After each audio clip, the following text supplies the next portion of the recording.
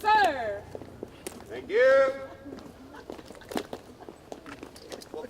Well, here we are at Fort Henry. It was first built by the British in 1812 to protect their colonies in North America, which we now know, of course, as Canada. Now, the saying here is that every day is 1862, and they try to keep the place as genuine as it possibly could be to that time.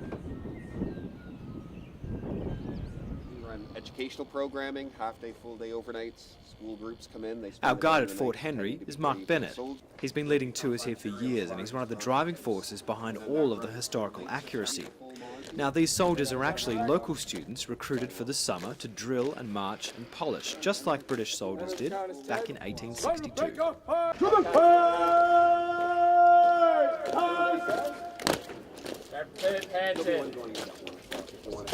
It was a tough life for the soldiers. They weren't allowed to marry, they lived in tiny barracks, and they were paid an absolute pittance, which they usually spent on booze. Seems like a good idea if they're facing all of that.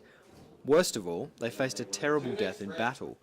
Mark showed us a three-sided bayonet which cut a hole into flesh so ragged that it was impossible to stitch up. That creates suction, and it's a three-sided cut.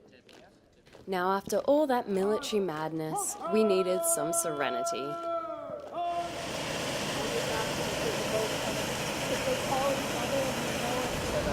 So here we are on the Rideau Canal, and it was built in the 1830s by the British, and it involved people from 5 different nations. Unfortunately, more than 1,000 of those involved lost their lives on the project. Now, it joins up the city of Kingston to the capital of Ottawa, and these days it's a UNESCO World Heritage listed site, which is very, very beautiful.